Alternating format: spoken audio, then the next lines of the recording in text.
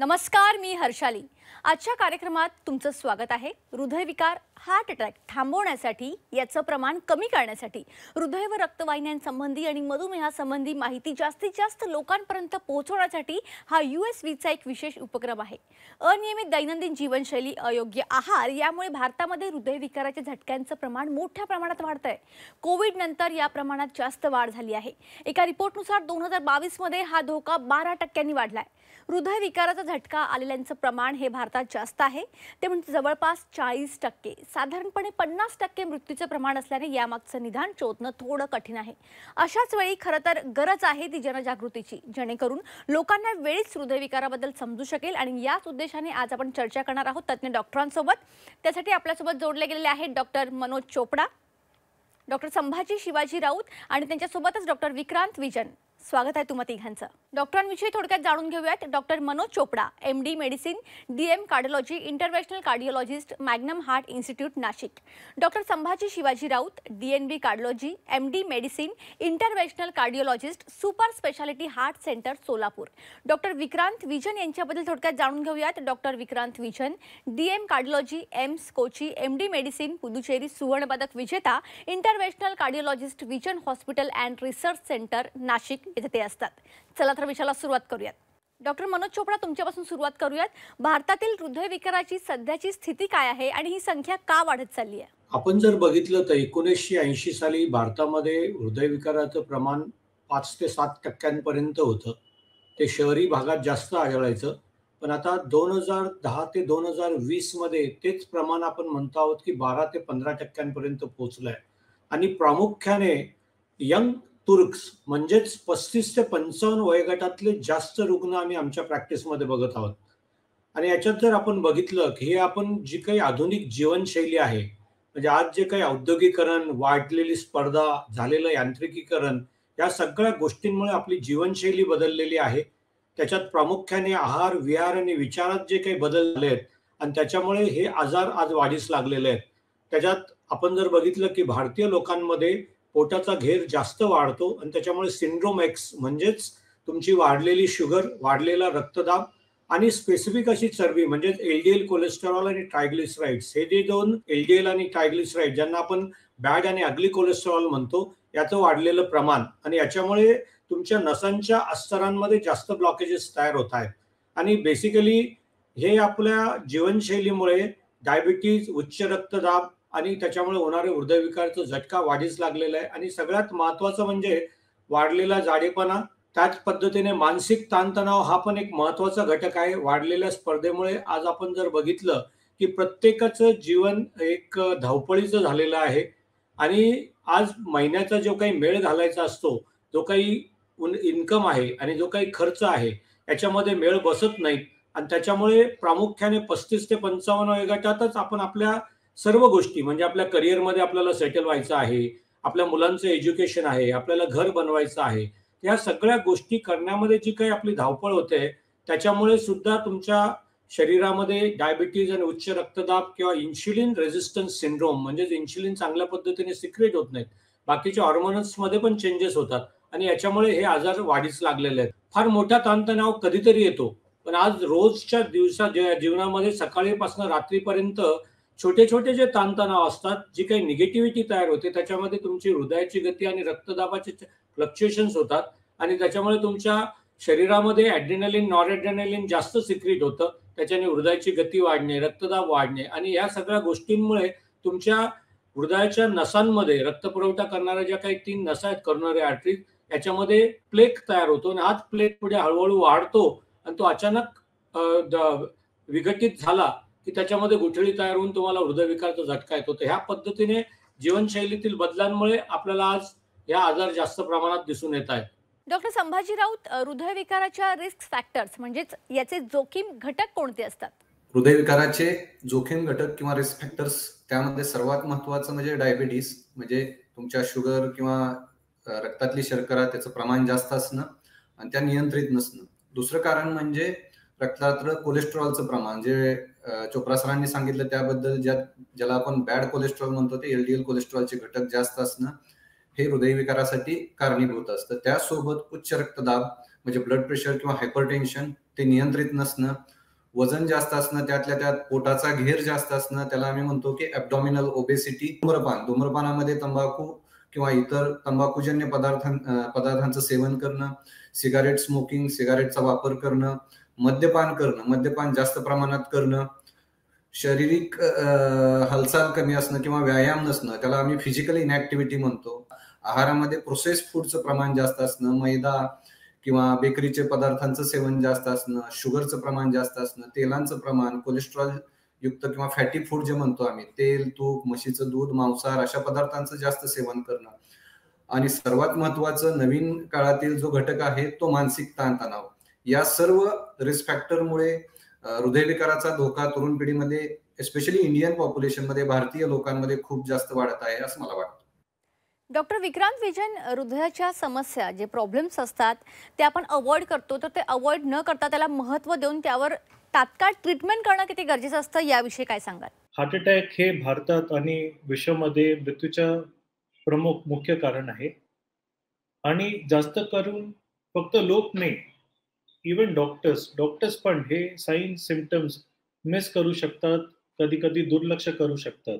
सर्वांना हेच वाटतं की हे मला त्रास होऊ शकत नाही, मला हार्ट अटॅक येऊ शकत नाही. आणि कधी पण नवीन सिम्पटम्स आले आणि अचानकचे नवीन सिम्पटम्स आले तर आपण कधी पण अलर्ट राहायचं आणि दुर्लक्ष करायचं नाही. हार्ट अटॅक येण्याचे मुख्य लक्षणे काय असू शकतात? मेन आहे छातीत दुखणं, जास्त करून मध्यभागी किंवा डावीकडे, पाठीमागे पण कधी कधी राईट आर्ममध्ये पण आपल्याला त्रास होऊ शकतो. आणि चालल्यावर हे सिम्पटम्स वाढणे पण हार्टचा सिम्पटम होऊ शकतो. चालल्यावर आपलं जबडा दुखणे, छातीत किंवा डावा हात दुखणे हे मुख्य सिम्पटम्स असतात. आणि कधी पण आपल्याला प्रचंड थंड घाम आला आणि आपल्याला काही सुचत नाही, खूप भीती येते, अस्वस्थ वाटते आणि अचानकशी उलटी मळमळ सारखं वाटतो, जे पहिले कधी पण आपल्याला झालं नाही, हे आपल्याला अलर्ट करू शकतो. आणि कधी पण आपण हे निग्लेक्ट करायचं नाही. आणि कधी पण आपल्याला असे सिम्पटम्स झाले की आपण लवकरच लवकर आपण आपल्या डॉक्टरकडे जायचं आणि कधी आपलं बीपी चेक करायचं किंवा ECG काढून घ्यायचं. डॉक्टर मनोज चोपडा, निदान विषयक चाचण्या, टेस्ट, हृदयाची स्थिती, हृदयाचा आता सध्याचा काय स्टेटस आहे हे शोधण्यात महत्त्वपूर्ण भूमिका बजावतात. तर या संदर्भात आपल्या प्रेक्षकांना थोडं मार्गदर्शन कराल? जेव्हा अनस्टेबल एंजायना किंवा हार्ट अटॅक आलेला आहे, म्हणजेच अॅक्यूट मायोकार्डियल इन्फार्क्शन, अशा याच्यामध्ये ECG सगळ्यात महत्त्वाचा. ECG मध्ये जास्त बदल नसतील, पण क्लिनिकली टिपिकल एंजायना असेल तर तुमचे कार्डियक एन्झाईम्स आणि इकोकार्डिओग्राफी ही आपल्याला निदान करण्यासाठी मदत करते. आणि समजा तुम्हाला स्टेबल एंजायना आहे, तुम्ही चालल्यानंतर तुम्हाला 1 किलोमीटर चालल्यानंतर छाती भरून येते, दम लागतो, अशा रुग्णांमध्ये आपण ज्या OPD बेसिसवरती रुग्ण बघतो त्याच्यामध्ये इको आणि स्ट्रेस टेस्ट या 2 महत्त्वाच्या टेस्ट ठरतात. स्ट्रेस टेस्ट आजही फार वेळा वापरली जात नाही, पण स्ट्रेस टेस्ट ही फार महत्त्वाची आणि कमी खर्चात निदान करणारी टेस्ट आहे. त्याच्यामध्ये तुम्हाला ब्रूस प्रोटोकॉल किंवा मॉडिफाईड ब्रूस प्रोटोकॉल वापरून रुग्णाला बेल्टवरती चालवलं जातं. त्यावेळेस तुमचा होणारा त्रास, ECGचं रेकॉर्डिंग, ब्लड प्रेशर आणि हृदयाची गती याचं आपण याच्यावरती लक्ष ठेवतो. आणि त्याच्यातनं target heart rate 220 minus age जो काही असतो तो, म्हणजे समजा 50 तुमचं वय असेल तर 170 हा टार्गेट हार्ट रेट. त्याच्या 85% तुमची हृदयाची गती अचीव्ह झाली आणि तुमच्या ECGत काही बदल नाही आले तर तुमची स्ट्रेसच निगेटिव्ह आहे. आणि त्याच्यातच जर तुम्हाला लवकर त्रास झाला 5व्या मिनिटानंतर, ECG मध्ये बदल आले, छातीत दुखलं किंवा दम लागला, तर याच्यावरनं आपण निदान करू शकतो की रक्तपुरवठा कमी पडतोय. आणि अशा रुग्णांमध्ये मग आपण पुढचा सल्ला देतो तो अँजिओग्राफीचा, की ज्याच्यामध्ये तुमच्या ज्या काही हृदयाला रक्तपुरवठा करणाऱ्या 3 नसा आहेत, म्हणजेच करोनरी आर्टरीज, याचं चित्रीकरण आपण करून तुमच्या नसांमध्ये ब्लॉकेजेस आहेत का नाही असं आपण ठरवतो.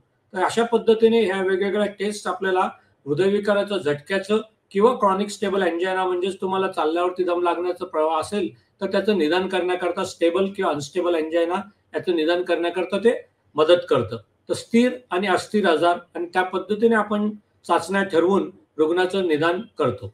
डॉक्टर संभाजी राऊत, हृदयविकाराच्या सुरुवातीच्या टप्प्यात निदान झालेल्यांसाठी उपचाराचे मार्ग कोणते आहेत याविषयी थोडं सांगाल? हृदयविकार ज्यावेळेस चालू होतो तो प्रत्येक वेळी हार्ट अटॅक नसतो. हार्ट अटॅक यायच्या अगोदर ज्या गोष्टी असतात त्यामध्ये सर्वात महत्वाचं असतं की आपल्याला काही प्रमाणात, जसं सरांनी सांगितलं की क्रोनिक स्टेबल अँजायना म्हणजे स्थिर करोनरी आर्टरी डिसीज असेल तर त्यामध्ये सर्वात महत्वाचं असतं ते शुगर, ब्लड प्रेशर, कोलेस्ट्रॉलचं प्रमाण नियंत्रित करणं, मानसिक ताणतणाव कमी करणं, जीवनशैलीतले आहारातले बदल करणं, त्यामध्ये कमी तेलाचे पदार्थ खाणं, कोलेस्ट्रॉलचं प्रमाण कमी करणं, वजन नियंत्रित करणं, रेग्युलरली व्यायाम करणं, धूम्रपान बंद करणं व मद्यपान कमी प्रमाणात करणं. पण एकदा का हृदयविकार झालाय असं त्याचं निदान झालं असेल आणि हृदयविकार जर अस्थिर असेल म्हणजे त्याला आम्ही अॅक्यूट कोरोनरी सिंड्रोम किंवा अनस्टेबल अँजायना म्हणतो, तर त्या रुग्णांमध्ये लवकरात लवकर एन्जिओग्राफी करून ब्लॉकेजेस किती प्रमाणात आहेत ते पाहून त्याच्यानुसार उपचार करणं गरजेचं ठरतं.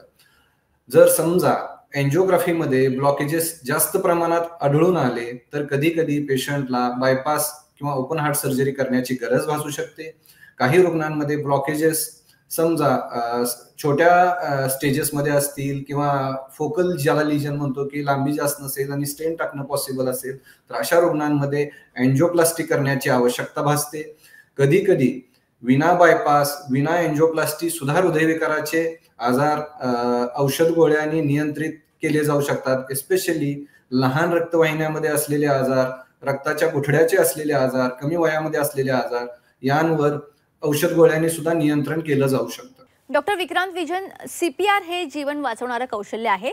तुम्ही त्याचे महत्त्व आपल्या प्रेक्षकांना थोडं सविस्तरमध्ये सांगू शकाल का, जेणेकरून ही प्रोसेस कशा प्रकारची असते? खूप इम्पॉर्टंट आहे की CPR म्हणजे कार्डिओपल्मनरी रिससिटेशन याची माहिती, गरजची माहिती सर्वांना असायला पाहिजे.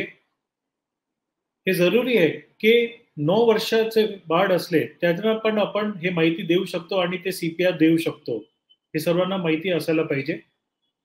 CPR शी आपण जीव वाचवू शकतो. CPR जर आपण बरोबर टाइमवर दिला तर आपण मेंदूला परमनंट डॅमेज थांबवू शकतो. इम्पॉर्टंट आहे की जर आपल्याला आपल्या पुढे कोणी पण पेशंट बेशुद्ध पडला तर कधी पण आपण बघायचं की ते श्वास घेऊ शकतो की नाही, त्याचा पल्स आहे की नाही, त्याची चेस्टची मूवमेंट बरोबर होत आहे की नाही.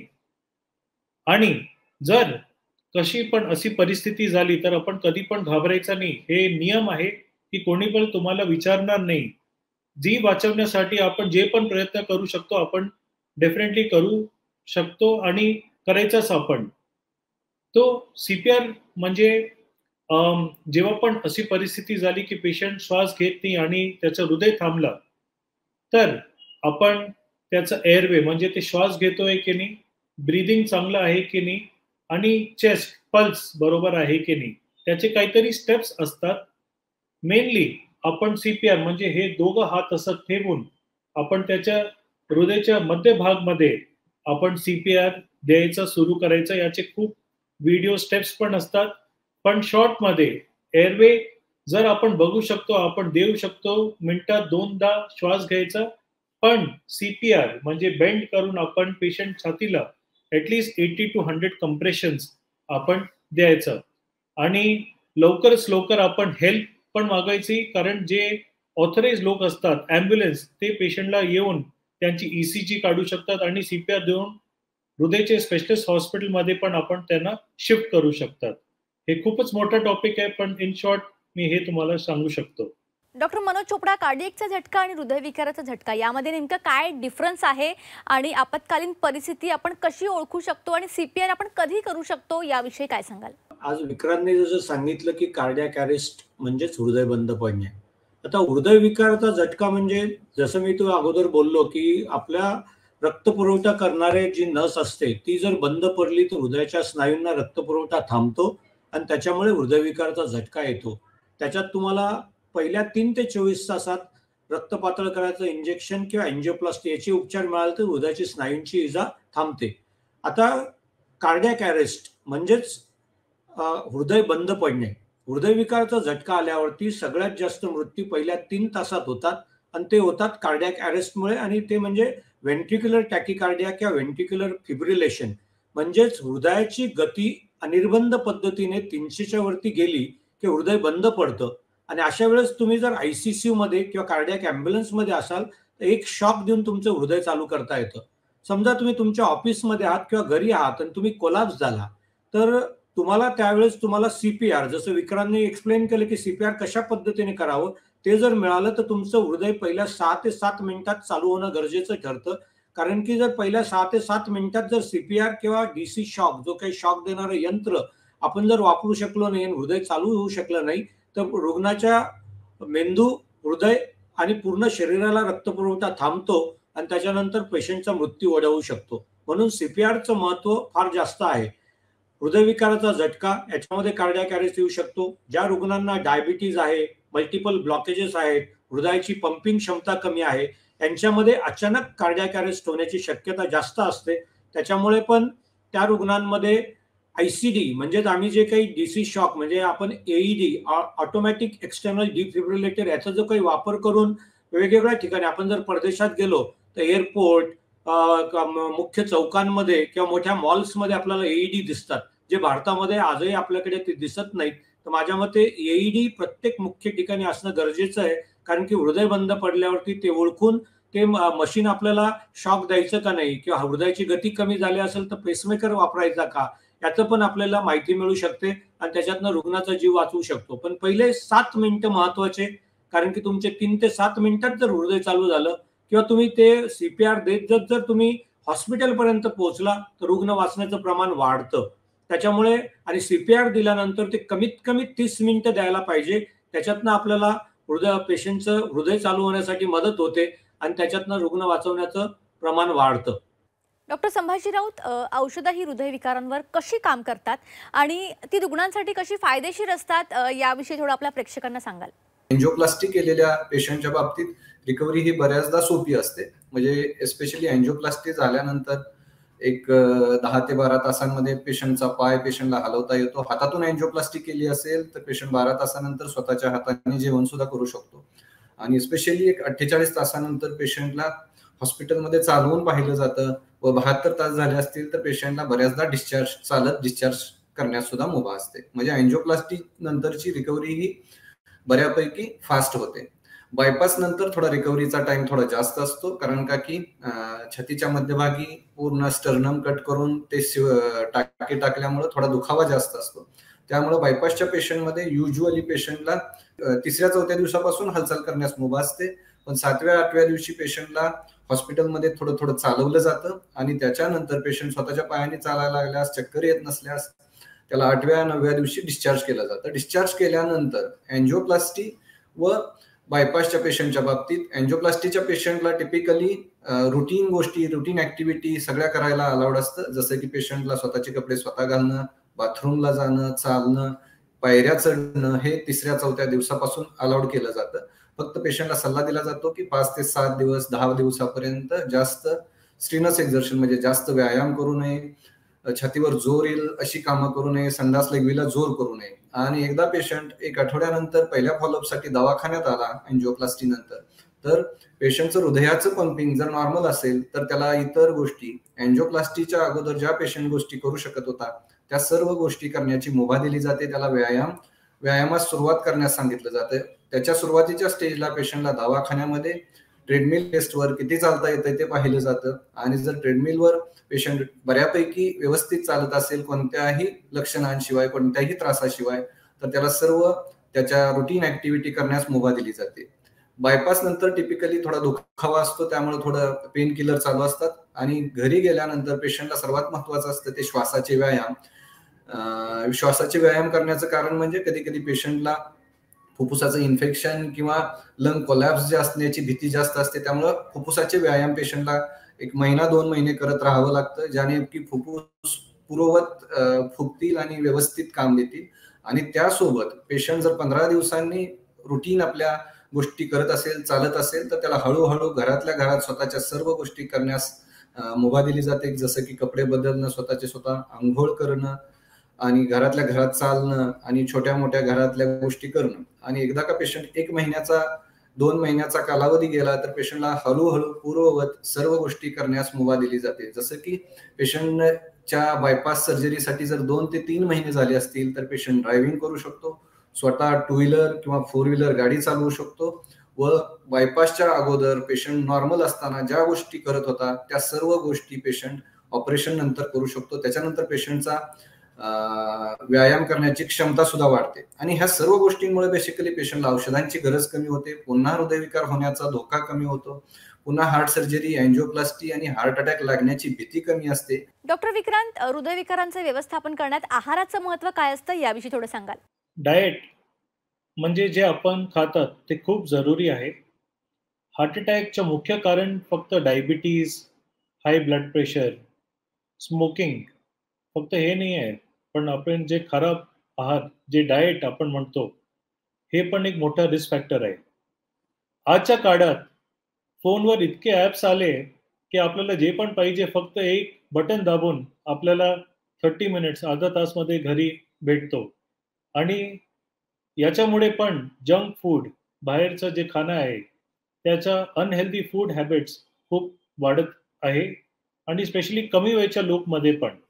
तो हे आपण जितकं होऊ शकतो आपण अवॉइड करायचं. जर आपल्याला शुगर, बीपी आहे, तर जनरली जे साखर आपण घेतो त्याचं प्रमाण तरी पण आपल्याला कमीच घ्यायचं आणि जितकं होऊ शकतो आपण जेवणमध्ये पण मीठ कमी घ्यायचं. जितकं होऊ शकतो 5 ग्रामच्या आतमध्ये ठेवायचं. फ्रुट्स, फल आपण त्याचा इंटेक पण जास्त ठेवायचा आणि बाहेरचं जितकं होऊ शकतो जंक फूड अवॉइड करायचं. आपल्याला माहिती असायला पाहिजे की हिंदुस्थान, इंडियामध्ये आपला daily sodium salt consumption is about 9.3 grams आणि जर हे नेहमी जास्त असलं तर पुढे याचं पण आपल्या शरीराला त्रास असतो आणि बीपीचा पण, जर आपल्याला ब्लड प्रेशर आहे ते पण कंट्रोल होत नाही. तर जितकं आपण या फॅक्टर्सवर कंट्रोल ठेवू शकतो, जंक फूड अवॉइड करू शकतो, पुढे आपले रिस्क फॅक्टर पण कमी होतो. Doctor Manoj Chopda, doctor Sambhaji Raut, doctor Vikrant Vijan, तुम्ही या ठिकाणी खूप चांगलं मार्गदर्शन केलं, त्यासाठी तुम्हा सर्वांचे आभार. जाता जाता प्रेक्षकांनो, तुमच्यासाठी एक महत्त्वाची टीप. तुम्हाला आरोग्यविषयक काही शंका वाटत असल्यास तज्ज्ञ डॉक्टरांचा सल्ला नक्की घ्या. चांगल्या आरोग्याच्या शुभेच्छा. धन्यवाद.